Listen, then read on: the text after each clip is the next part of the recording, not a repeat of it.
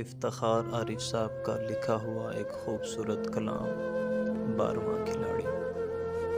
خوشگوار موسم میں ان گنت تماشائی اپنی اپنی ٹیموں کو داد دینے آتے ہیں، اپنے اپنے پیاروں کا حوصلہ بڑھاتے ہیں۔ میں الگ تھلگ سب سے 12ویں کھلاڑی کو ہوٹ کرتا رہتا ہوں۔ 12واں کھلاڑی بھی کیا عجب کھلاڑی ہے، کھیل ہوتا رہتا ہے، شور مچتا رہتا ہے، داد پڑتی رہتی ہے اور وہ الگ سب سے انتظار کرتا ہے ایک ایسی ساتھ کا، ایک ایسے لمحے کا جس میں سانحہ ہو جائے۔